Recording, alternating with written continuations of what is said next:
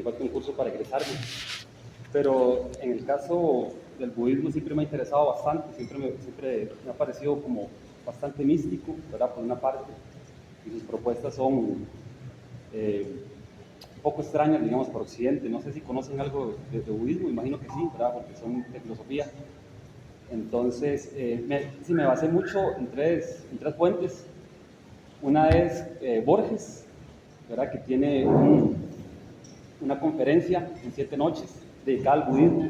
Es súper interesante, me parece a mí. El otro es el maestro Suzuki, que en el siglo XX fue quien introdujo el budismo zen en Occidente, ¿verdad? Y el otro es el caso de Schopenhauer, ¿verdad? Que Schopenhauer también trata el budismo con ciertos tintes occidentales, ¿verdad? También le da su matiz, porque considera tanto al budismo como al cristianismo que son religiones pesimistas, ¿verdad? Es un asunto que trata Hess. No sé si han leído la novela también, por ahí, Siddhartha Hermann Hesse, ¿no? Muy interesante, entonces no les voy a hacer como un spoiler ahí tampoco, ojalá la puedan leer, porque es un caso, digamos, curioso sobre el budismo.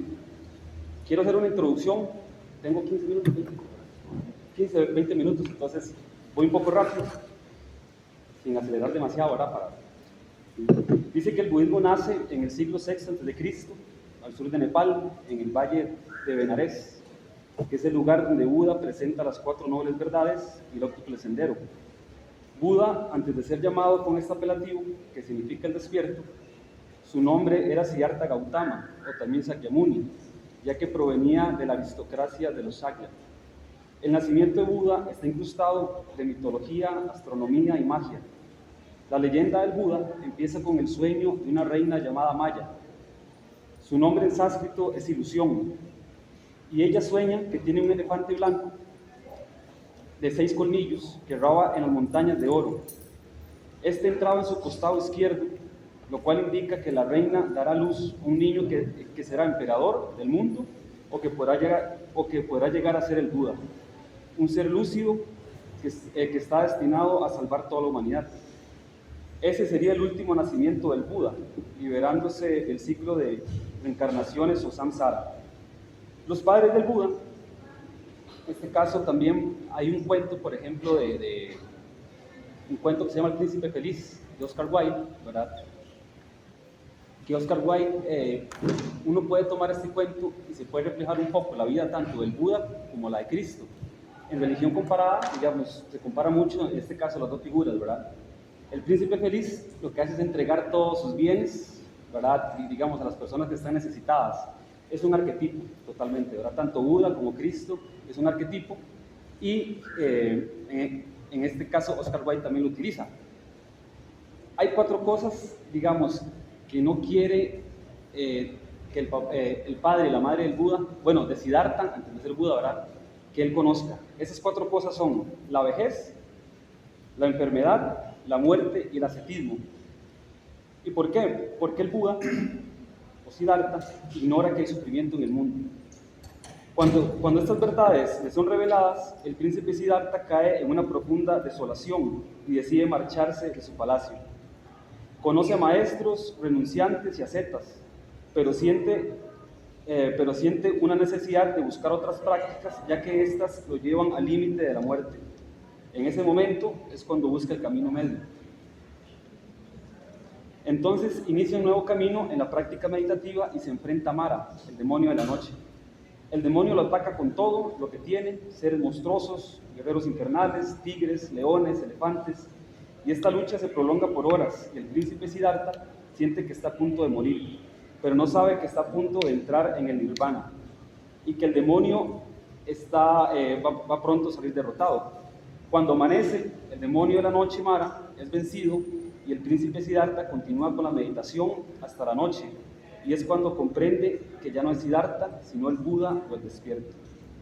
Luego de esto, resuelve predicar su primer sermón en el Parque de las Gacelas, en Benares, y su ley no es la ley del ascetismo, sino las 4 nobles verdades y el octuple sendero, que es el camino medio. Esa es una breve introducción, nada más, ¿verdad? Está muy mezclado con magia, con mitología, ¿verdad? Si el budismo tiene eso. Y además, hay algo muy interesante en el budismo, me parece a mí. Hay A diferencia en el cristianismo, a los budistas no les interesa si Buda existió o no, digamos. Si la realidad histórica del Buda no es importante dentro del budismo, ¿verdad? Lo que importa es la doctrina. Y lo que importa, de hecho, es practicar las 4 nobles verdades, el octuple sendero. Evidentemente, es el 600 antes de Cristo, no hay una evidencia, ¿verdad?, de que se existió o no, ¿verdad? Se puede hablar del Cristo histórico, me parece que hay un profesor que le interesa mucho el tema para acabar la filosofía. En el caso del budismo zen, digamos, la existencia histórica de Buda no es importante. Jorge Luis Borges dice que sí, que él sí cree en la existencia de Buda, porque le parece que para qué inventar un personaje, ¿verdad?, y luego llenarlo de leyenda y mitología. Voy a seguir ahora con el caso del Siddhartha de Hermann Hesse. Bueno, el budismo se hace conocido, digamos, en Occidente, tanto por Schopenhauer como por William Jones, ¿verdad?, que era un filólogo. Cuando Inglaterra llega a la India, se da el estudio del sánscrito y demás, ¿verdad? Ahí se empieza a interesar bastante sobre el tema del budismo. Hermann Hesse, desde el inicio del título, por ejemplo, tiene una paradoja bastante sugerente, porque el Siddhartha de Hesse no es el Buda histórico, es lo primero, digamos, es un personaje ficticio que Hesse inventa, ¿verdad? ¿Y para qué lo inventa? Para mostrar la posibilidad de alcanzar la iluminación por otros medios diferentes a los que propone el budismo, ¿verdad? Hesse propone que se puede alcanzar cierta iluminación, ¿verdad? Estaba leyendo la biografía un poco ahí de Albert Einstein, y Einstein se declaraba no creyente, pero sí un religioso cósmico, ¿verdad? Es decir, el cosmos o las matemáticas le motivaban ese sentimiento religioso, ¿verdad? En este caso, el Siddhartha de Hesse, en un momento del libro, ¿verdad?, se encuentra con Buda y decide tomar su propio camino. Y aquí es donde nace una pregunta: ¿es el budismo una religión pesimista? Porque lo que rechaza, digamos, Siddhartha precisamente es el ascetismo que aún resguarda el budismo, ¿verdad? Hasta cierta manera, digamos, el budismo sigue siendo ascético. Un budista diría que el budismo no es pesimista, ¿verdad? Pero la interpretación que realiza Schopenhauer en su libro El mundo como voluntad y representación indica que tanto el budismo como el cristianismo son religiones pesimistas. Lo que sí se incluye en el budismo es una negación o una disciplina que se autoimpone el individuo. El Siddhartha de Hesse, en este caso, está más cercano de Nietzsche, ya que resulta ser un afirmador total. El Siddhartha de Hesse lo que hace es, a partir de sus errores, construir su iluminación, ¿verdad? No rechaza el mundo, sino más bien lo acepta. Él es hijo de un brahman, ¿verdad?, pero él elige no seguir la tradición, es decir, no seguir la tradición religiosa de sus padres. Aún así, no es un iconoclasta, ¿verdad?, como Nietzsche, que rechaza esas posturas, porque les guarda cierto respeto tanto al hinduismo como al budismo, pero decide seguir su propio camino. Aquí toma fuerza la posición de Nietzsche. Bueno, es evidente, digamos, que para Hesse, me parece a mí, desde la lectura que dice, Nietzsche es un filósofo importante dentro de su pensamiento. Principalmente sobre el concepto de individuo, ya que Siddhartha se presenta como un modo de superación, en el cual el individuo es el fin último de la colectividad. El Siddhartha de Hesse se aparta de su colectivo para encontrar la autorrealización. ¿Cuánto tiempo lleva?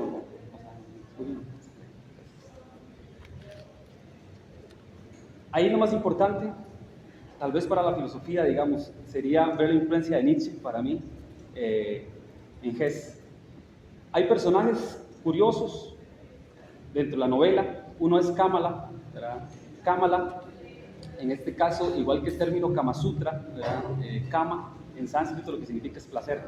Entonces Kamala es una cortesana, una prostituta, que le enseña a este brahmin, ¿verdad?, o este discípulo, ¿verdad?, que era sacerdote, todos los secretos sobre el placer.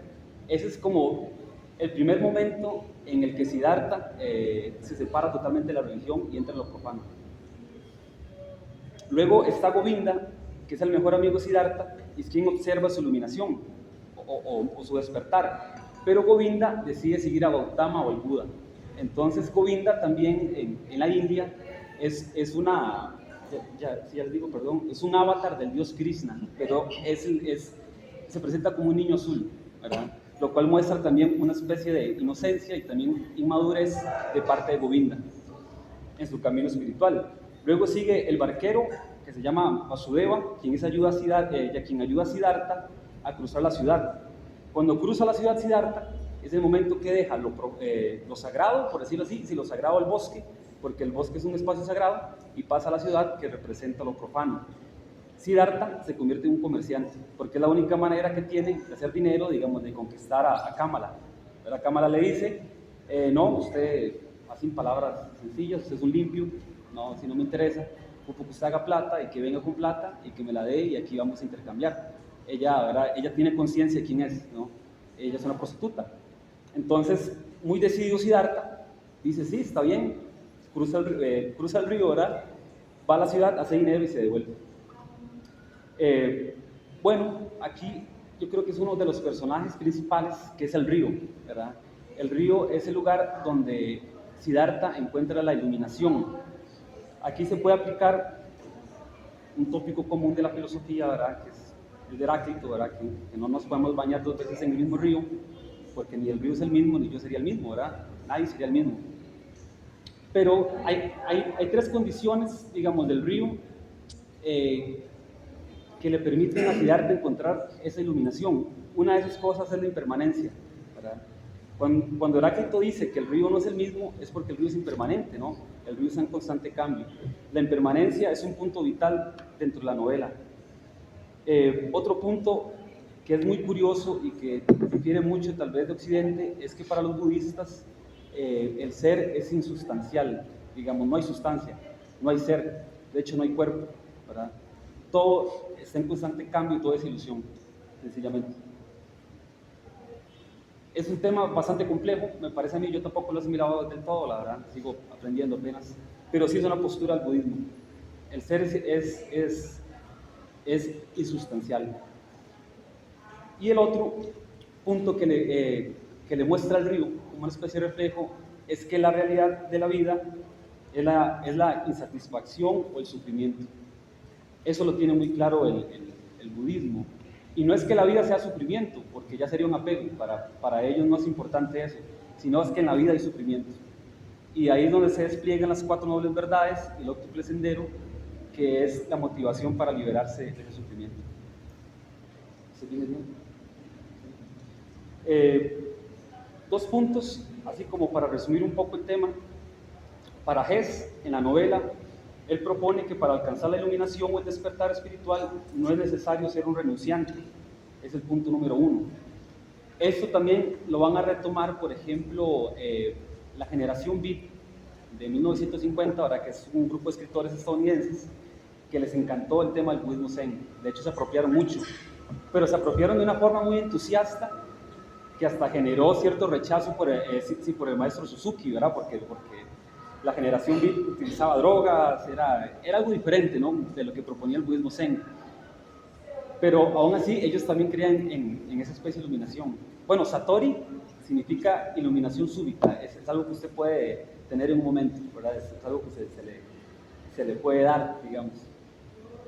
En la novela de Hess, sin ser un texto iconoclasta, me parece, esta es mi lectura, ¿verdad?, está más cerca de la postura de Nietzsche que la de Schopenhauer. El personaje principal busca lo que llamó Jung el self o el sí mismo, ¿verdad? Nietzsche también trata el self, solo que no sé la palabra en alemán, me disculpo, ¿verdad?, pero sí trata el tema del self, el sí mismo. Y el sí mismo, bueno, busca el sí mismo y no la tradición religiosa establecida. No sigue la tradición, pero tampoco comete una traición. La palabra tradición y traición están relacionadas. Es lo que hace buscar su propio camino, nada más. Tal vez como para ir cerrando, no sé si voy bien. Sí. Nada más para ir cerrando, 4 puntos del budismo zen, en este caso, que es tal vez el que más he repasado, y que difieren un poco, por ejemplo, de la mente occidental, es el Shoshin, que significa mente principiante o mente zen. La mente principiante, o Shoshin, es diferente al Technikos que menciona Sócrates, ¿verdad? Que es el único que debe hablar, porque es el experto. Para el budismo Zen, más bien hay que tener una mente Shoshin, que es una mente abierta, una mente inocente, y se va a aprender más que ser un Technikos o ser un experto. Eso es algo tal vez me pareció curioso, lo apunté, porque es un poco diferente a lo que aprendemos, ¿verdad? El otro es una vivencia sin dualismo, que es la forma o es la vacuidad. Y la vacuidad es la forma, es decir, no hay materia, cuerpo o alma, todo es ilusión, básicamente. Solo existe lo transitorio, y por eso es el tema de lo insustancial.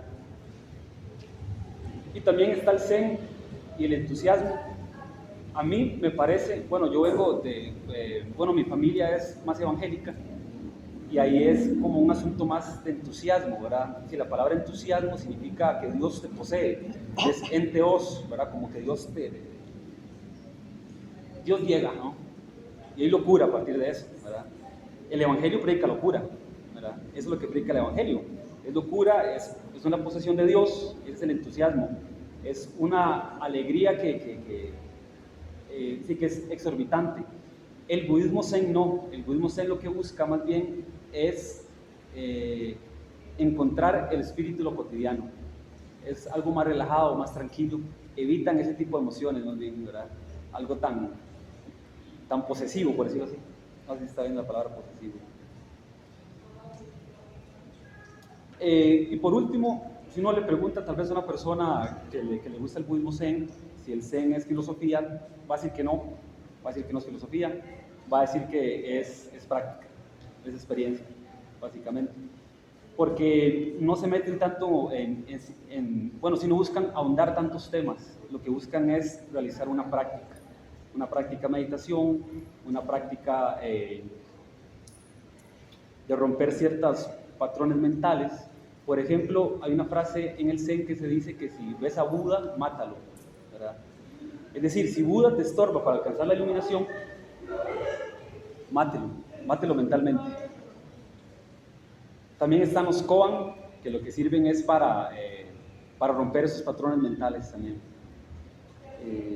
Y yo creo que sí, estoy bien. Yo lo dejo por aquí. Quedan como 4 minutos. Ya 4 minutos. Es que ya me quedé sin apuntes, dijo. Apenas. Sí, está bien.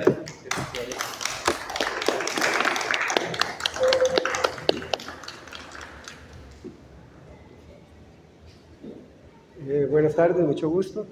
Mi nombre es Rafael Calderón, soy estudiante de filosofía en la universidad y pues soy un estudiante bastante nuevo, así que he preparado esto con bastante dedicación, atendiendo a la invitación de nuestro presidente aquí de la Asociación de Estudiantes, James. Es un tema bastante llamativo, se presta para preguntas, para discusión, etc. Y antes de iniciar quería retomar algo que decía el compañero que me llamó la atención en cuanto a Buda. Él decía que en el budismo no es tan importante si Buda existió o no, así, ¿verdad? Sino la doctrina. Entonces eso me hizo recordar el polo opuesto que sería el cristianismo, donde el líder religioso del cristianismo sí es importante para el cristianismo que el líder existiera.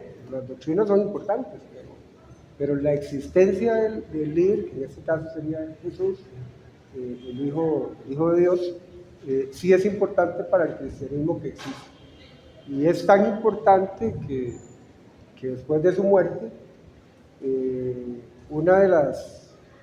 Bueno, el apóstol Pablo lo dice en el libro sagrado, que si no hubo resurrección, si Él no existe, entonces cerremos esto y vámonos, porque entonces no vale la pena. Entonces me llamó la atención el polo opuesto. Para unos más importante la persona como tal, y para otros más importante la doctrina, aunque el personaje no existe. Entonces me gustó y creo que está ahí como para una investigación, ¿verdad? Y hacer una comparación. Bueno, en el caso mío me tocó el tema de fe y razón en la religión, abordado desde una rama de la filosofía que es la filosofía de la religión. La religión ha dado al ser humano, por así decirlo, un bastón donde apoyar sus creencias y los hechos inexplicables. ¿Qué quiere decir esto? Que cuando el hombre, el ser humano, ante algo inexplicable, que pronto no tiene la manera de cómo explicarlo, entonces nos apoyamos en la religión. Entonces, ¿cómo sucedió esto? Fue un accionar sobrenatural de Dios. Entonces ya se parte de un supuesto, y el supuesto es que Dios existe, y entonces bajo ese supuesto le atribuyo ese hecho inexplicable a Dios. Lo que no ha tenido la capacidad de explicar el ser humano de manera razonable, lo ha trasladado al mundo religioso, atribuyendo estos sucesos a una divinidad espiritual, una divinidad no solamente espiritual, sino también omnipotente. O sea, que tiene la capacidad de hacer todo lo que vemos, lo que existe, y que muchas veces le es inexplicable al hombre. Esta divinidad se encarga de hacer las cosas posibles y de hacer posible lo que para el hombre es humanamente imposible. Para Feuerbach, en su libro La esencia de la religión no tiene otro cometido ni otro propósito, por lo menos originalmente y en relación con la naturaleza, de transformar la esencia de la naturaleza, que es inquietante para la mayoría, en una esencia conocida y familiar. Entonces, ¿qué es lo que busca la religión?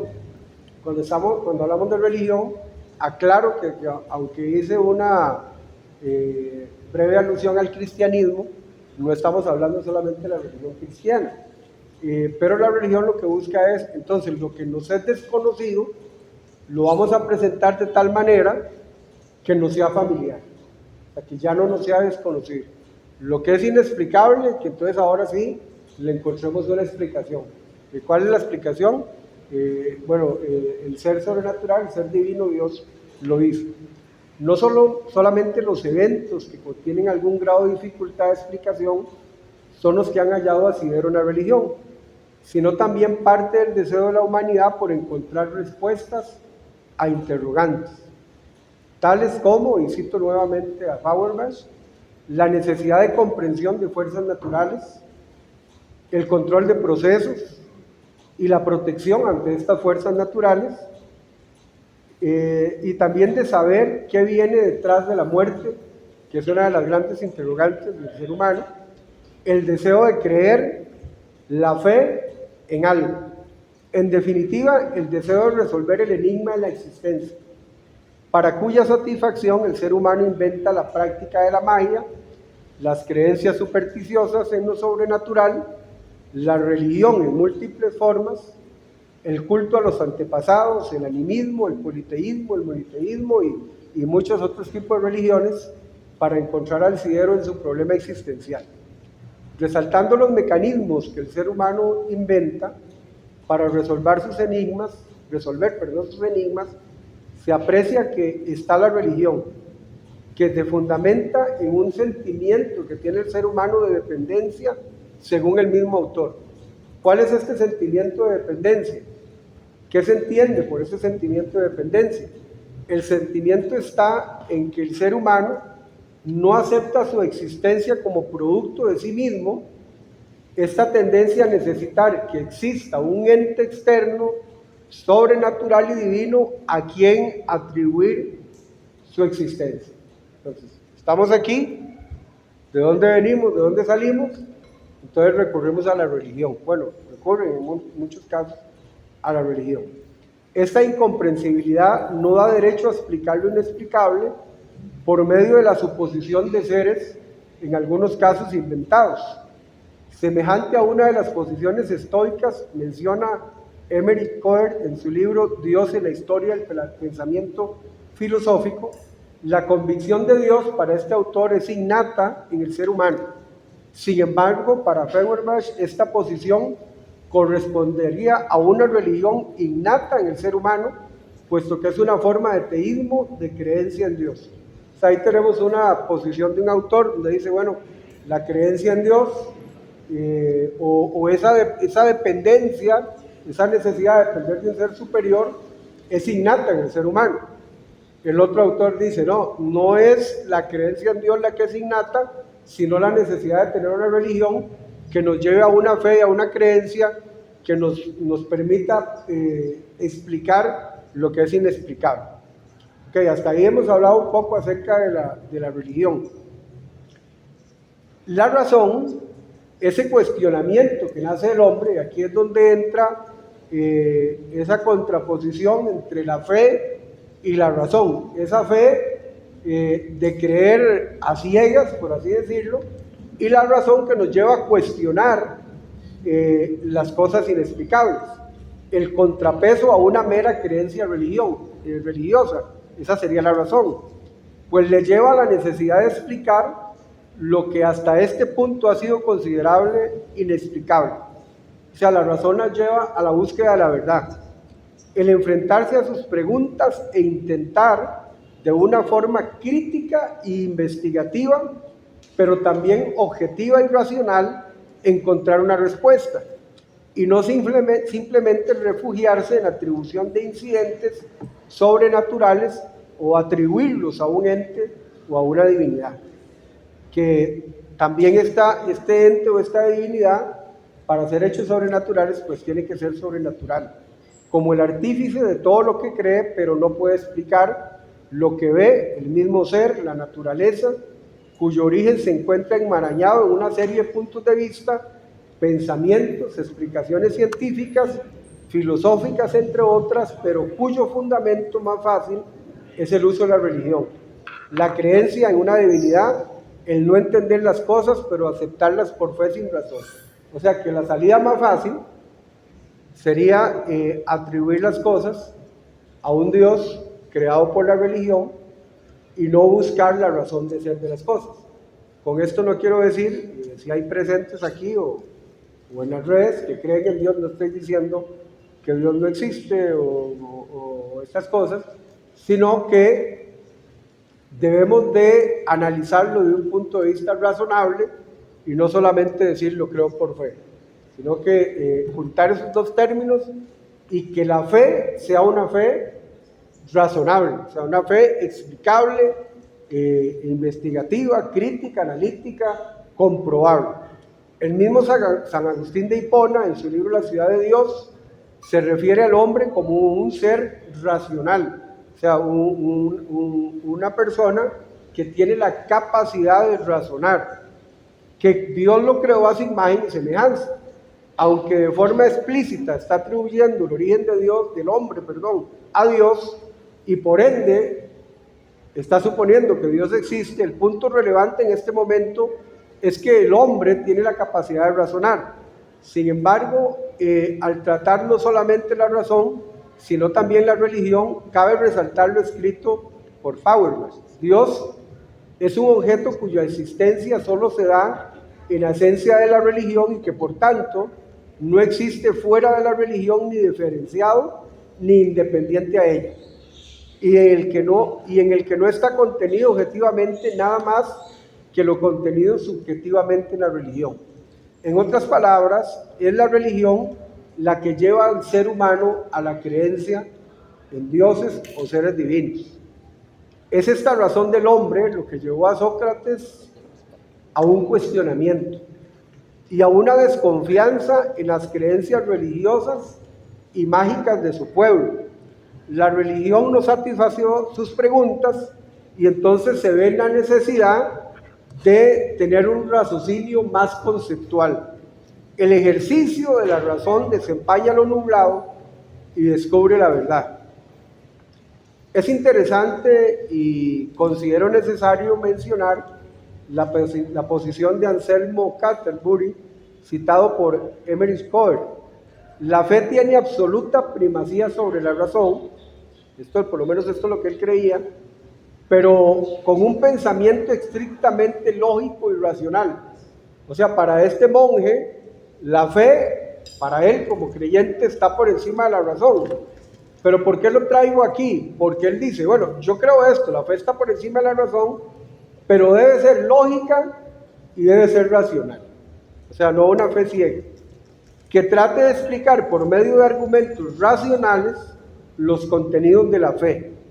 la fe que trata de entender racionalmente a fin de fundamentarse en sí misma.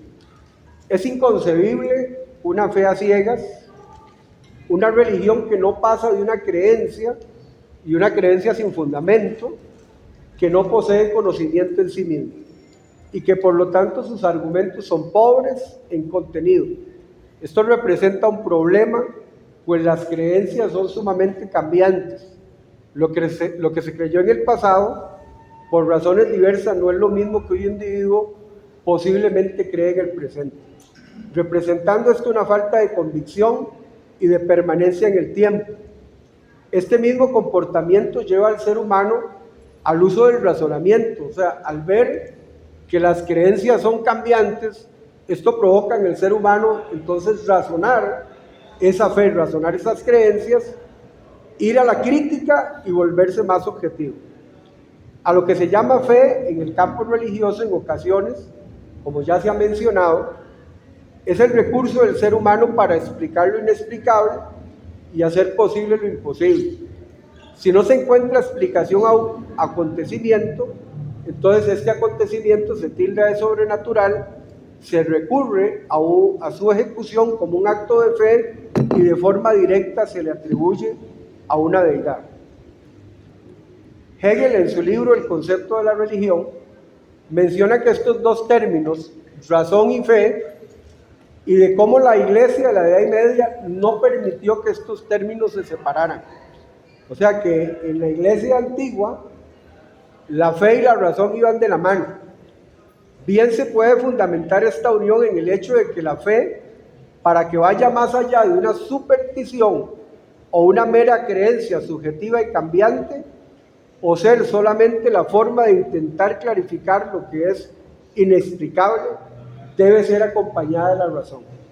O sea, para este autor no podemos separar la fe de la razón. El mismo autor indica que la filosofía de la religión no presupone las cosas, sino más bien las garantiza. Esta debe ser la perspectiva de que la religión y la fe, como uno de los principales componentes, parte de supuestos que se necesitan uno de otro para poder demostrar su teoría. Bajo el supuesto de que Dios existe y es todopoderoso, entonces se desgranan las grandes doctrinas referentes a ese Dios, como por ejemplo la ejecución de milagros, como acciones divinas en pro del bienestar del ser humano, llevados a cabo de forma arbitraria por esta divinidad, y bien como respuesta, ya sea a las plegarias o a los ruegos de los feligreses y los creyentes de una religión o un Dios en particular, o como producto de la fe de esto, todo partiendo de un supuesto. Y para ir terminando, sin embargo, y a pesar de que la mencionada unión de la razón y la fe no siempre ha existido ni existe dicho desarrollo en conjunto, más bien los religiosos se han sentido hasta cierto punto amenazados por la razón.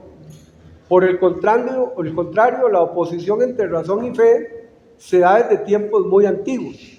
Hegel menciona en su libro El concepto de la religión que desde los griegos en Atenas se han quemado escritos, Sócrates condenado a muerte, la Iglesia ha temido a menudo que la filosofía destruya, mine, confunda su doctrina, razón por la cual ha mantenido una postura de hostilidad ante el razonamiento.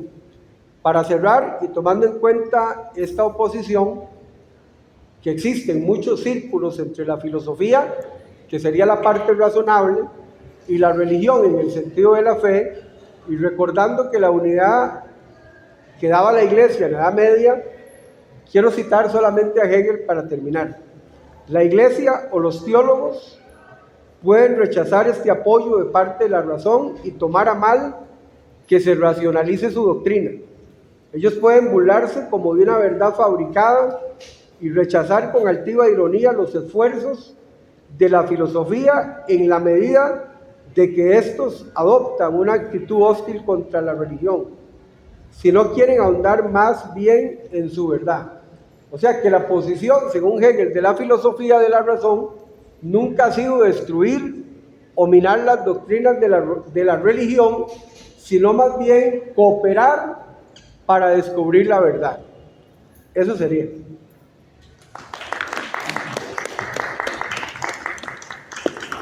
Muchas gracias. Ahora, pido disculpas, no lo presenté, pero usted se presentó. Muchas gracias. Ahora vamos con Ariel, que nos hablará de una ponencia titulada Dios juega con los dados, argumentos a favor y en contra del ajuste fino. Buenas, gracias por asistir. Bueno, la razón del título de la ponencia se debe mucho a esta frase que se volvió popular en, digamos, obviamente como todas las frases de Einstein que se sacan de contexto, que dice Dios no juega los dados con el universo, ¿verdad? Originalmente esta frase, digamos, ocurrió en el contexto de una correspondencia con Max Born, uno de los principales exponentes de la mecánica cuántica. Para quienes no saben la historia, se lo resumo de manera rápida. Einstein estaba en contra de la teoría de la mecánica cuántica, ¿verdad? Y bueno, la frase se debe más que todo a la negativa de Einstein a que los procesos de la naturaleza sean en su fondo indeterminados, ¿verdad? Si ustedes abren un libro de mecánica cuántica se van a dar cuenta de que el libro está lleno más que de ecuaciones diferenciales, está lleno de estadística, ¿verdad? Entonces es una cosa como que esa parte indeterminística de la mecánica cuántica, ¿verdad? Más o menos, es lo que a Einstein le molestaba. Y entonces, bueno, el compañero estaba mencionando que Einstein era una clase de religioso cósmico, ¿verdad? Y yo vengo a presentarles un poco el examen de un argumento, ¿verdad? Que se llama el argumento del ajuste fino. Seguramente alguna vez han escuchado de que el universo tiene tanto orden y está tan bien dispuesto que tuvo que haber sido creado por una inteligencia, ¿verdad? O bien que tenemos organismos tan complejos, ¿verdad? Como el ojo, por ejemplo, que tuvo que haber algún creador, algún diseñador, ¿no? Ese es el argumento del ajuste fino. Yo quisiera diferenciarlos un poco porque hay como una diferencia, ¿no? Tipo, el argumento del diseño inteligente de las especies, ¿no? Uno que surgió, de hecho, poco antes del surgimiento de la teoría de la evolución y que se mantuvo perenne incluso cuando la teoría de la evolución ya tiene más que comprobado su éxito, digamos, empírico. El argumento del diseño inteligente se refiere más que todo a un artista, ¿verdad? Como tipo alguien que toma, por ejemplo, como si tomara figuras de arcilla y entonces interfiere en el proceso evolutivo y así, ¿no? Y entonces, claro, obviamente gracias a algo tenemos ojos, ¿no? Porque ¿cómo es posible que el puro azar nos haya dado ojos? O nos haya dado piernas para caminar. Entonces me gustaría llamar a ese primer tipo de argumento del diseño inteligente, ¿no? Porque evoca mejor la figura de un diseñador. El otro argumento en inglés se denomina fine tuning, ¿verdad? Y es un tema recurrente en la filosofía de la física y en la física contemporánea, sobre todo y fine tuning significa ajuste fino, ¿no? Porque ajuste fino le pega mejor a un argumento que es más cosmológico, digamos, que tiene que ver con cómo es que el universo tiene tanto orden, etcétera. Bueno, porque se parece más a que está apelando a una inteligencia que es tipo un matemático, ¿verdad? No, que entonces, bajo el principio de elegancia de Leibniz, así concebía Leibniz a Dios, por cierto, utiliza la menor cantidad de principios para derivar la mayor cantidad de efectos y la mayor cantidad de bienes. Entonces, quisiera diferenciar entre esos dos tipos de argumento. Quisiera evaluar para los dos argumentos en favor, o sea, razones en favor y razones en contra. Sobre todo hay una versión que es más contemporánea del argumento del ajuste fino, que dice que nosotros, dado el conocimiento que tenemos del universo y dado el conocimiento que tenemos sobre sus leyes, sabemos que en cada ley de la física, ¿verdad?, existen constantes, ¿no? Está la constante de gravitación, está la constante de Planck, etcétera, etcétera, etcétera. Una pregunta que se han hecho filósofos de la física y físicos es si, digamos, el hecho de que esas constantes tengan esos valores es algo contingente o no, ¿verdad? Creo que la mayoría de personas podría imaginar qué pasaría si en un universo en el que los valores fueran ligeramente distintos. Y los físicos han hecho modelos para evaluar qué pasaría. Pues resulta que el universo en el que estamos tiene exactamente los valores justos para que se dé la vida. Cámbiense ligeramente y bueno, no hay formación de estrellas, ¿verdad? Por lo tanto, no hay planetas orbitando alrededor de las estrellas, por lo tanto, no hay planetas que puedan tener suficiente calor para preservar el agua y después de eso, para que haya vida, ¿no? Entonces, el argumento del ajuste fino usualmente lo que intenta tomar hoy es la evidencia de que existe en el universo vida y decir, no, existe una inteligencia, ¿verdad? Sobre todo evaluando eso, digamos, difiriendo un poco de el azar, ¿no? Tenemos dos hipótesis. Ok, existe la vida, o bien fue por azar, o bien fue porque una inteligencia lo creó, ¿no? Lo creó, lo ajustó, ¿verdad? Entonces, digamos, usualmente hay dos formas de evaluar este argumento, y yo quisiera como presentarles de manera sucinta, porque obviamente involucra muchas cuestiones de probabilidad, etc. Una es la explicación del diseño y la explicación del azar que favorecen, ¿verdad? O más bien, ¿de qué manera favorecen al hecho de que haya vida? Tenemos un hecho por explicar y es que hay vida, y la explicación que es una u otra hipótesis, digamos, ¿cuál favorece más a una que a otra, ¿verdad? Lee Smolin, un físico y filósofo de la física, escribió en un texto que se llama A Life in the Cosmos, un apéndice donde calcula cuál es la probabilidad de que haya vida dado todas las constantes universales. Es una entre 10 a la 198. Ustedes no saben qué tan astronómico es ese número. Pero la cuestión es que el cálculo de esas probabilidades se hicieron al margen de una cosa que se llama principio antrópico, ¿verdad? Que se entiende con un ejemplo. Imagínense que ustedes van a pescar, ¿verdad? A un lago. Y entonces, en ese lago, ustedes resulta que al final del día solo pescaron pescados de 10 kilos, ¿no? Entonces ustedes dicen, ay, no, entonces yo tengo dos hipótesis, o bien todo el lago está lleno de pescados de 10 kilos, o bien solo la mitad, ¿verdad?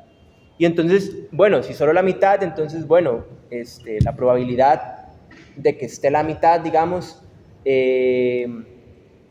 obviamente es la mitad, digamos, si obviamente el hecho de que yo haya pescado, dado que el lago esté lleno de pescados de esa clase, es 1 y la otra es un medio, es 0.5, ¿verdad? Pero ¿qué pasa con esto? Que lo que nos dice el principio antrópico es que cuando nosotros vamos a hacer mediciones, tenemos que ver que las cosas que estemos midiendo no sean condiciones de nuestra medición, ¿verdad? De manera que si esas cosas no existieran, obviamente nosotros no existimos. Una cosa, por ejemplo, que uno podría explicitar en ese caso es, no sé, ¿cómo es que pescaste solo pescados de 10 kilos? Entonces me dice la persona, no, es que llevé una red que solo captura pescados de 10 kilos, ¿verdad? Y entonces, ¿qué pasa? Que eso hace todas las probabilidades de que haya pescados de 10 kilos, que se haya pescado pescados de 10 kilos, dado que la mitad, o bien que todo esté lleno, las dos son 1, si consideramos que esta cosa que entró en la ecuación, hay que considerarla. Y una cosa que pasa con respecto al argumento del ajuste fino y el principio entrópico es que, evidentemente, nuestra medición de las cosas se da mucho, digamos, contaminada por el hecho de que nosotros ya existimos, o sea, ya hay vida, ¿verdad? Justamente. Entonces, no sorprende que eso, sí, obviamente, si tomamos en la ecuación que hay vida, eso obviamente implica que la probabilidad va a ser muy cercana a 1 con respecto al diseño, pero también con respecto al azar, ¿verdad? ¿Por qué? Porque justamente existimos, ¿no? Es un hecho, existimos. Entonces, en un principio, una parte del argumento falla, ¿verdad? Yo quisiera dar, obviamente, el beneficio de la duda a las personas que sostienen el argumento del ajuste fino, porque hay quienes piensan que el principio antrópico es un poco independiente de si estas cosas se pueden calcular o no, ¿verdad? Pero son argumentos un poco complejos esos. Hay otra forma de evaluar el argumento que es tipo, yo ante la evidencia que existe vida, ¿cómo evalúo las dos hipótesis? ¿Verdad? Que es muy diferente de ver su poder explicativo. Y es que lo que sucede, y ese es el argumento que más pega en contra del ajuste fino, es que el argumento del ajuste fino valida también una cosa que se llama el argumento de la lotería. Entonces uno dice, bueno, existe la vida, ¿no? Es como pegarse a la lotería porque hay muy pocas probabilidades, ¿no? Entonces existe un Dios, ¿no? La cuestión es que este esquema de argumento valida la siguiente inferencia. Me pegué a la lotería, por lo tanto, la persona que me vendió la lotería trucó la lotería, ¿verdad? Y yo les voy a decir una cosa, la mayoría de lugares que hacen lotería no están trucados, ¿verdad? Sobre todo si están autorizados para hacer esa actividad.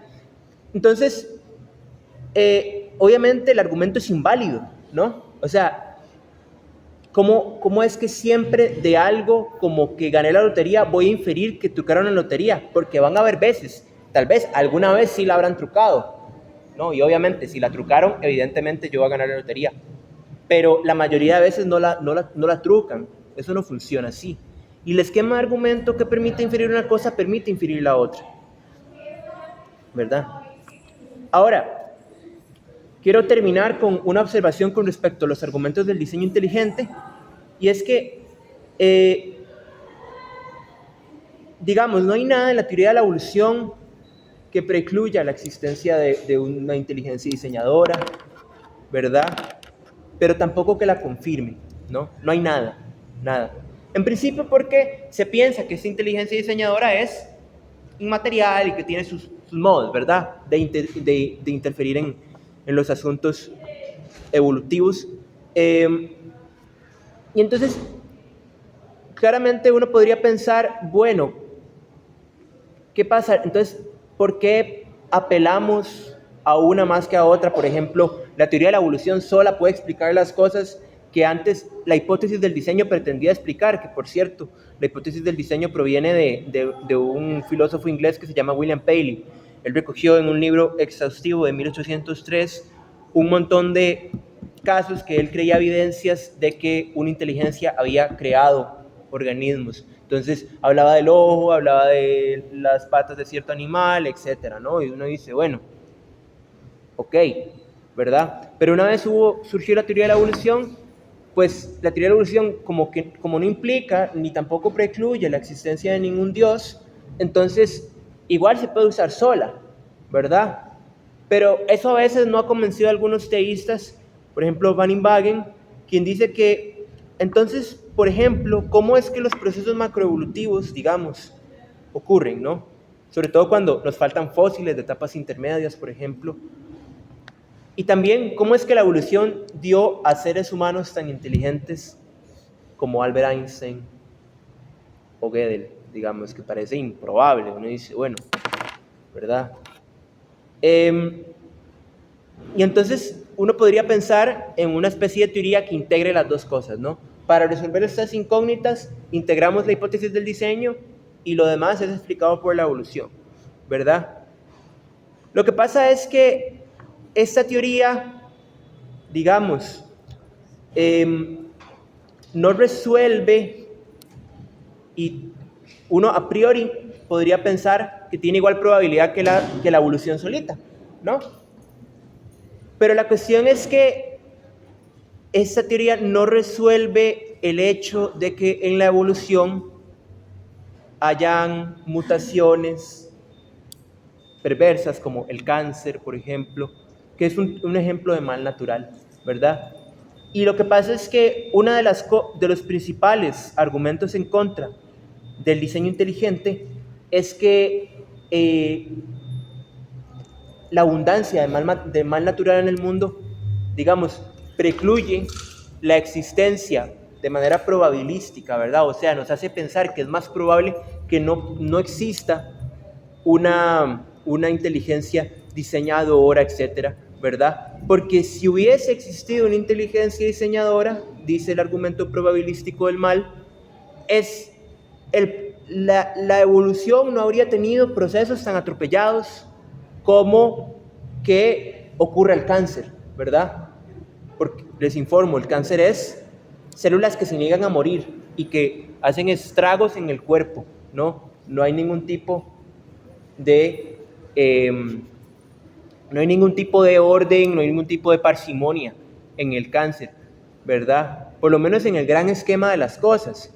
Entonces, uno podría preguntar, bueno, a la luz de solo la teoría de la evolución, esta teoría, esta hipótesis, obviamente no se ve refutada, pero ¿qué sucede si tomamos ejemplos de mal natural? ¿No? Hasta el momento, ninguna hipótesis del diseño ha resuelto los embates del mal natural, ¿verdad? No hay, ¿no? No solamente no ha resuelto los embates del mal natural, sino que más bien parece ignorarlos, ¿verdad? Lo curioso es que el mal natural también demuestra que el argumento del ajuste fino no es válido, ¿verdad? O no se sigue. Evidentemente, existe la vida, ¿verdad? Y la vida solo pudo haber sido creada por una inteligencia diseñadora y en algún sentido benevolente, aunque no moralmente perfecta, ¿verdad? Y bueno, la presencia del mal en el mundo, sobre todo el mal natural, que el mal moral, ya me dirán ustedes, pero el mal natural también lo refuta. Y bueno, eso sería.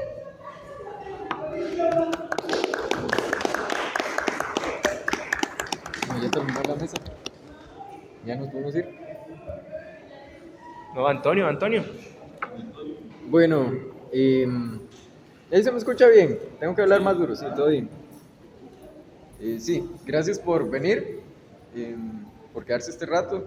Y bueno, mi tema va de la relación que existe entre la imagen de Buda y la imagen de Jesús en Occidente. El título que tiene es Budismo o Buda industrial. Con esto lo que quiero decir es que pese a que podamos encontrar figuritas de, no sé, cerámica, metal, etcétera, de Jesús y de Buda en los estantes, la forma en que se vende o se presenta a Buda es muy distinta a la forma en la que se presenta a Jesús. Y esto se ve vinculado con una serie de cuestiones muy interesantes. Podemos pensar la religión como una especie de mercado de salvación. No sé, podemos traer a los testigos de Jehová, que tienen una página web donde podemos encontrar títulos muy llamativos que prometen de cierta forma la salvación, una mejor vida, incluso una mejor relación sentimental con la pareja. Eso es muy interesante y los títulos son llamativos, claro, le prometen a uno bienestar, pero todas las religiones hacen esto a su manera. la cuestión aquí es cómo es que una religión interactúa y tiene influencia sobre otra.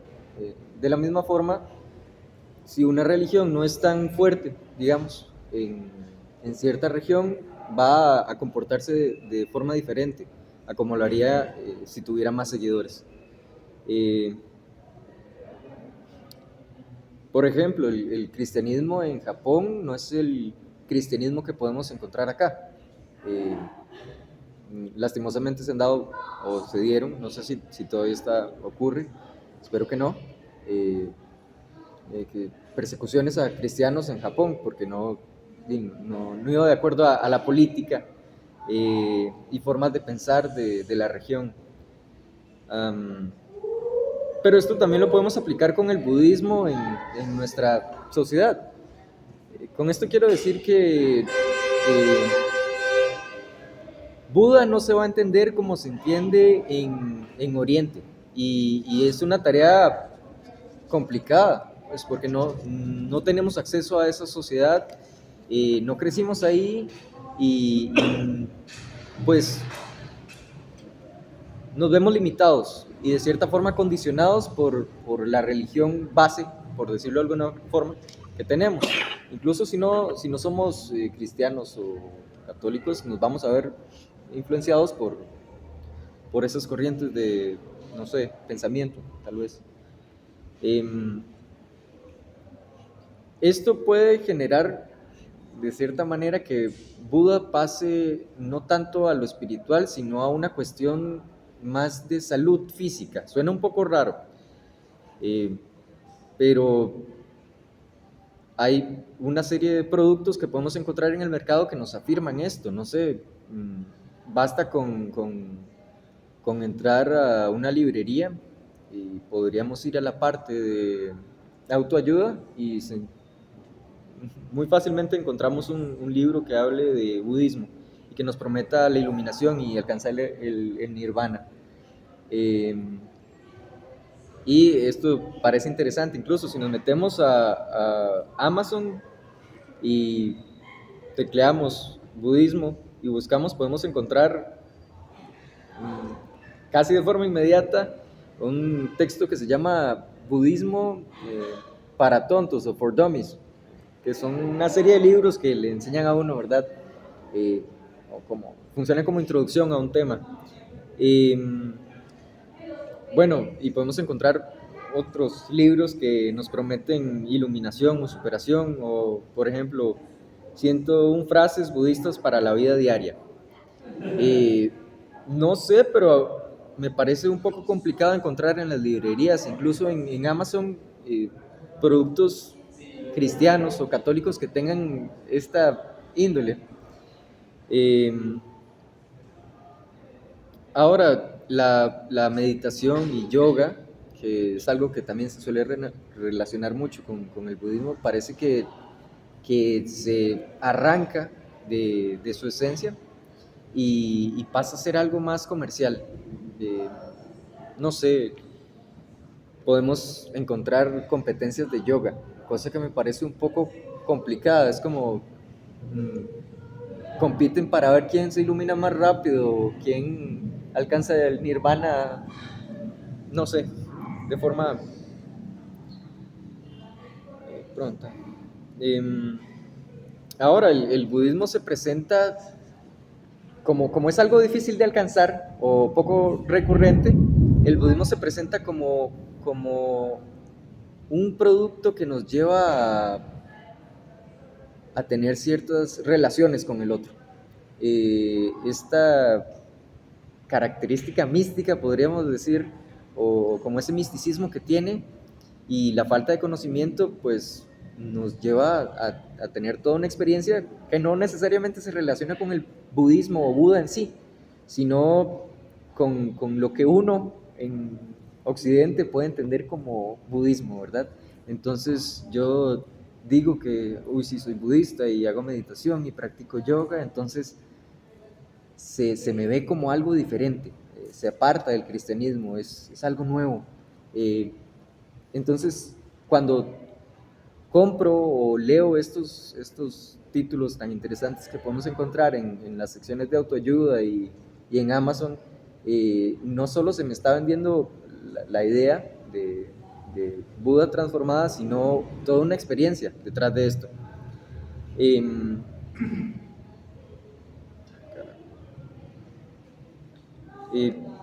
Parece que esta sensación que otorga el Buda industrial vende más verdad que el Buda en sí, porque de nuevo, acceder al budismo como tal parece un poco complicado.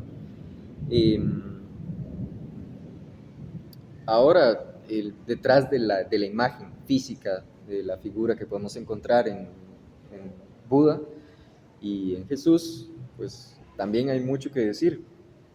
Cuando vemos una estatuilla o una estatua de Jesús, normalmente lo vemos o implorando, con una mirada hacia el cielo, pidiendo por la salvación de otro, o muy lastimado, sucio y con heridas, sangre, ¿verdad? Cargando con algo, nuevamente, todo esto por el perdón de la humanidad.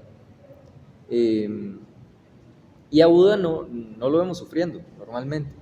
De hecho, todo lo contrario. Si vemos a Buda, normalmente está sonriendo, no parece estar sucio ni lastimado. De hecho, es, sí, un gordito bonachón. Cosa que es muy interesante, pero ¿qué ocurre? Que uno pide por el otro y Buda no necesariamente está salvándonos. No está ahí implorando por el bienestar de otro. Y esto puede, de cierta forma, llevar a que el budismo o Buda acá no sea tan, ¿cómo decirlo para que no suene concho? No sea tan popular, por decirlo de alguna manera. Porque no nos salva, no es algo espiritual, no nos promete de forma inmediata salvación o llegar al reino de los cielos. Implica, parece, más trabajo, más crítica, no tanto llegar, confesarse y listo. Me pueden meter al cielo.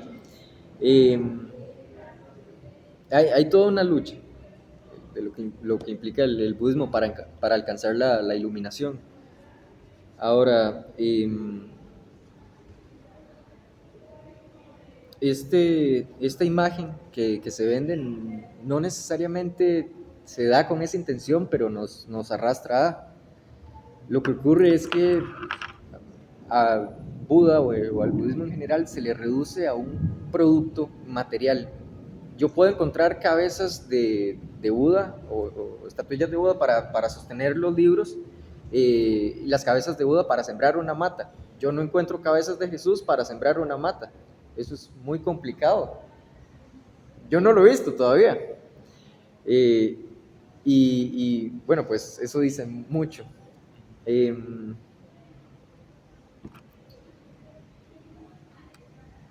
Ahora, hay dentro de esto hay una separación, pues, de funciones en las figuras, porque Jesús se presenta como aquel que me puede salvar y puede llevar mi alma a otro estado.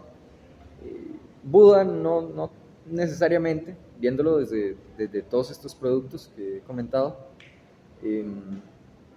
pues está el yoga, sí, la meditación, sí, pero no es algo que implique la salvación anímica, sino más un bienestar físico y paz mental. Algo, no sé, es que yo soy muy zen. Es una frase que me parece curiosa.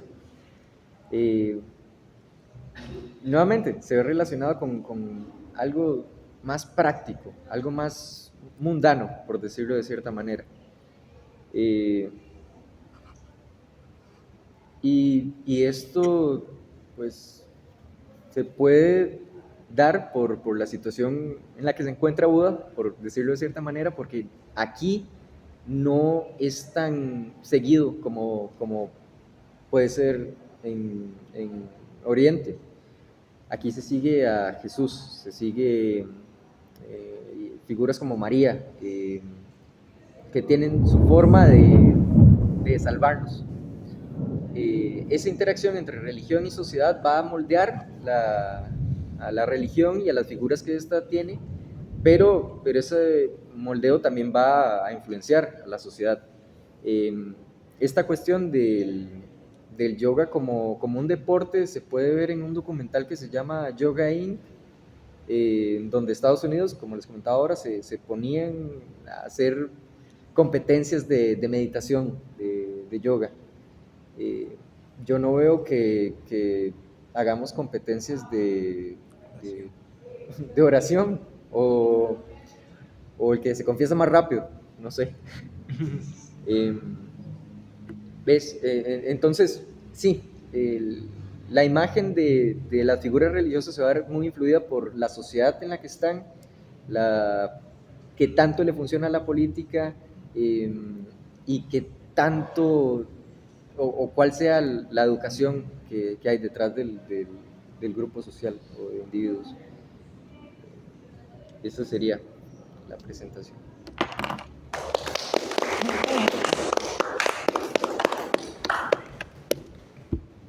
Muchísimas gracias. Que me dé una taza con Podemos dar una esos. sesión de preguntas. Si alguien quiere hacer alguna pregunta, No. una duda. Bueno, tal vez yo aquí disculpen, que hasta me pueden decir que lo voy a buscar a YouTube o a Google, cuando ustedes. Ahorita los chinos mandaron una nave, ¿verdad? Estuvo en la luna ya, el lado oscuro de la luna. Y dijeron que esa nave tenía el nombre de una diosa. La cultura china se había dividido en unos tipos de años de acuerdo con unos tipos de animales. Y esos animales son especiales porque tienen ciertas cualidades. Es más o menos va en la dirección de Antonio y de este muchacho. O sea, también podríamos hablar, digamos, en la cultura de ellos, tipo, por decir así, de trascendencia, de mistificación, ¿verdad? En la creación, que como dije, ¿verdad? Lleva a adoptar Dios, ¿verdad? No necesariamente hay que explorarlo internamente, sino están allá como cualidad de Dios. O sea, ¿y en qué relación podría estar eso? ¿Qué dimensionamiento con lo que es la cultura judaico-cristiana musulmana? ¿Alguien que quiera? Concretamente, ¿cuál fue la pregunta? O sea, ¿qué de Dios, digamos, podemos hallar, digamos, a las culturas orientales con respecto al concepto de Dios que tenemos en las culturas occidentales, basándonos desde el punto de vista, ¿verdad?, de que ellos tienen también su concepto de Dios. Por ejemplo, la diosa esa tiene el nombre de la nave que mandaron a la luna. Bueno, sí. ¿No se acuerda cuál es el nombre de la diosa? No. Bueno, en este caso, digamos, bueno, digamos, Buda, en este caso no es un dios. Eso sí es como así como Ahora, bastante. lo otro es que también no sea necesariamente de Buda, es el Ajá. que estoy hablando. Sí. Que puede ser otro concepto Sí, claro. filosófico, religioso, que puede haber en China y que acá. Sí, bueno, en China, por ejemplo, las dos religiones predominantes son el confucianismo y el taoísmo, ¿verdad? En este caso sí tiene sus dioses. En taoísmo sí hay dioses. Claro, en el taoísmo sí, y Confucio, Por eso será que sí, tal vez pueda ir por ese lado. Sí, habría que ver cuál es la diosa, Sí. pero sí, claro, sí hay un espíritu religioso, digamos, y de hecho hasta animista, digamos, la naturaleza para ellos es muy, muy importante, ¿verdad? Bueno, Tao como tal es una especie de energía Dios, ¿verdad? Sí, sí, que aparece en el Tao Te Ching, ¿verdad? Que es bastante interesante, por cierto. Yo creo que con respecto a eso, habría que ver como tipo, porque creo que la pregunta de Ambrosio va más como qué nos queda de la noción de Dios, ¿verdad? En Occidente. Y hay una cosa que yo les quería preguntar con respecto a esa pregunta a ustedes, pero ahorita, bueno, no sé, ahorita que venga Antonio, le repito la pregunta a los dos, de hecho, porque vos hablaste de religión y fe. Es, digamos, tipo, yo soy ateo, ¿verdad? Entonces, ¿qué pasa? Que a mí me preocupa mucho cuando se habla, digamos, de una fuerza como natural y así, y se le dice Dios, porque realmente, por ejemplo, y aquí estoy mucho con Schopenhauer piensa que la voluntad es la sustancia del mundo, pero la voluntad no es racional, y una de las características esenciales de cualquier deidad, si quiere llamarse deidad, porque así se usa y así surgió la palabra, es que tenga conciencia, tenga ciertas cualidades morales y así. Entonces, yo les pregunto, cuando uno habla, digamos, de este objeto, de las actitudes religiosas, que es lo divino, ¿qué tiene que tener lo divino? Para ser divino.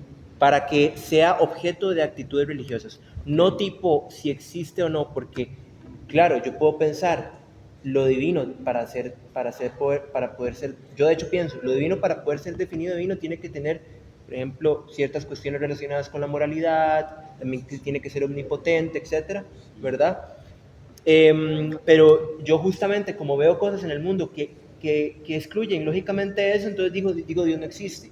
Pero la cuestión es, ¿ustedes qué piensan? ¿Cuáles son las cualidades esenciales de lo divino en caso de existir? ¿Verdad? No sé ustedes, no sé quién me quiere responder primero. Bueno, yo pensaría que Y eso es para todos, o sea, para todas las religiones, sí, o sea, todas las actitudes religiosas. Esto es en general la pregunta. mi punto de vista sería que para que un ser humano que cree en una deidad, Ya eh, te repito la pregunta. esta deidad debiera de ser, a mi juicio, tener poder sobrenatural. O sea, para ser una deidad que el ser humano diga, bueno, sí, voy a someterme o voy a creer en este ser supremo, de una u otra manera tiene que ser más que yo, para que me produzca a mí ese creer en él. Sí, la tesis de Feuerbach, de hecho. Exacto, porque si está a mi nivel, entonces ¿cuál es la gracia? Tiene que estar en una posición de poder, de autoridad, de moral, más que mí, para que me lleve a mí como ser humano a la tendencia de seguirle, no desde un punto de vista, no sé cómo que. Bueno, yo ahí sí tal vez sí haría una diferencia entre lo que es como religión y el sentimiento religioso. Exacto. Porque para mí, digamos, alguien puede ser sí, religioso por tradición, porque sus papás lo son, ¿verdad? Y porque es todo un asunto de seguir, digamos, nada más lo que hace la familia. Pero el sentimiento religioso para mí sí es real, ¿verdad? Eso sí tiene mucho sentido y yo creo que está relacionado, de hecho, con la apreciación de la belleza o con la estética, ¿verdad? Hay un libro de William James, que es hermano de Henry James, que se llama La variedad de la experiencia religiosa. Y lo que hace Es el pragmatista. el pragmatista, exacto, psicólogo, es recoger como muchas experiencias de personas con lo religioso. Y todas tienen que ver, ¿verdad? Precisamente con una manifestación estética de la belleza, digamos, en ese momento, y que les da trascendencia. Okay. Ahora bien, eso puede ser, como dije ahora, frente al mar, no sé, en un bosque, una persona, digamos, que está consumiendo drogas y que en ese momento, digamos, sintió algo y dijo, no, ma, ya, demasiada piedra en mi vida. Claro.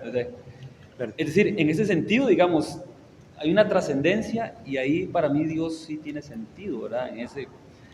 Luego, el Dios, digamos, antropomorfo, ¿verdad? Y eso ya sería para mí otro tema y que es muy interesante, ¿verdad? Pero que se puede criticar fácilmente, pero lo otro sí tiene como más sustancia para el ser humano.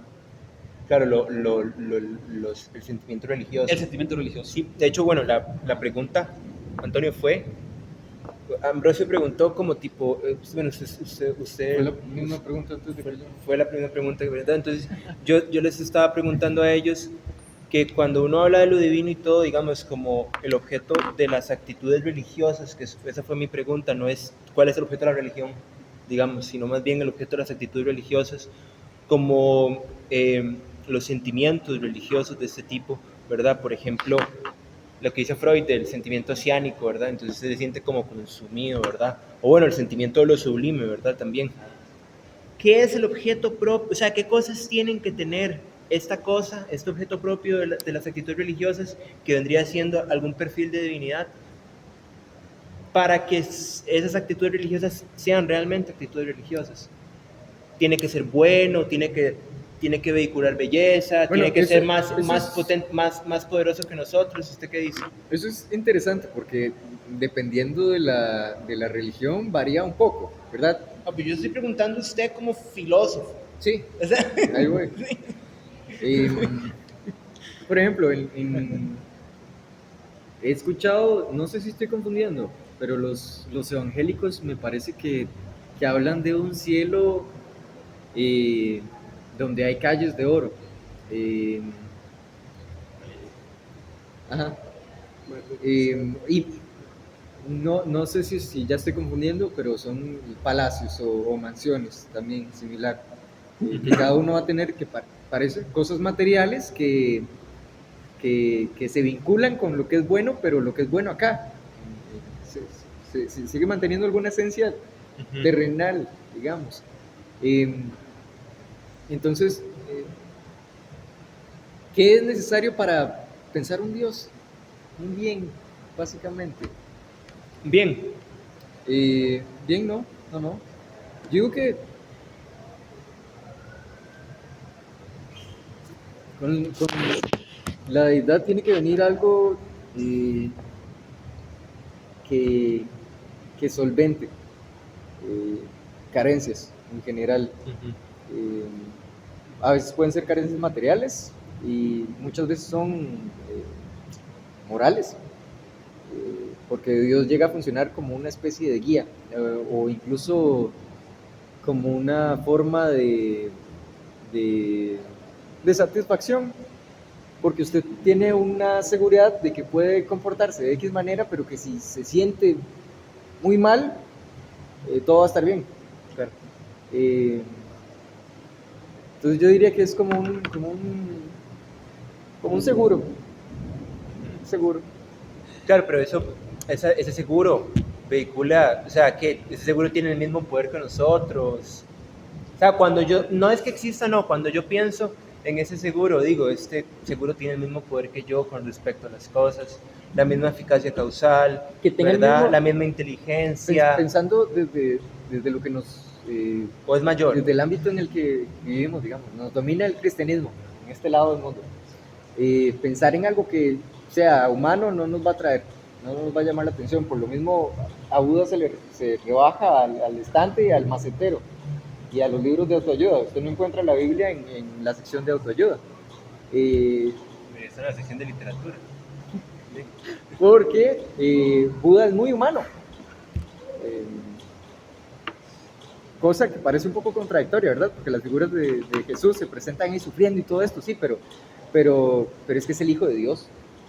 Un sacrificio de un ser inmortal, bueno, ¿sabes?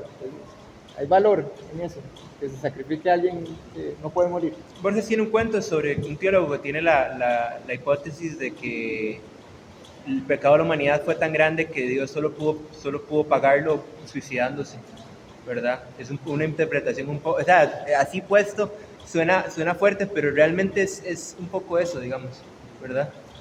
Compañeros, bueno, también para mí, digamos, lo religioso tiene sentido, ahora que el compañero aquí a la par expuso entre fe y razón.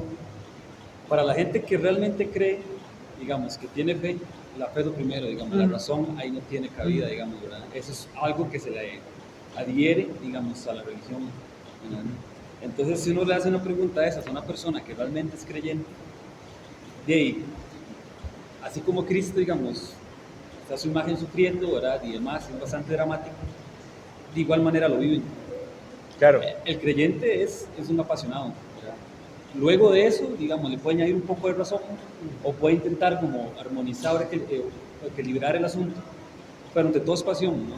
Es locura. Ya por lo menos en el cristianismo, lo que proponen los evangelios y lo que después Pablo, lo que propone es que el evangelio es locura. Es decir, es entusiasmo. Hay algo de lo que vos preguntaba que se le llama en la teología los atributos divinos. O sea, ¿qué atributos tiene que tener ese ente para que sea divino para mí? Y mencionan los omnis de Dios, omnipotente, omnipresente y omnisapiente. O sea, que es todopoderoso, no hay nada que no pueda hacer. Y ya es otro tema ahí que habría que discutir. No hay nada lógicamente posible que no pueda hacer. Que está en todo lugar al mismo tiempo, tiene la capacidad de hacerlo y que todo lo sabe. Entonces es una pregunta, ¿verdad?, complicada, porque va a depender mucho de qué posición religiosa yo tenga mi Dios. Así le voy a atribuir ciertos, valga la redundancia, atributos para que sea mi Dios. Permiso, yo les quería invitar a que continuáramos la conversación En un bar. en un bar. En un bar. Bueno.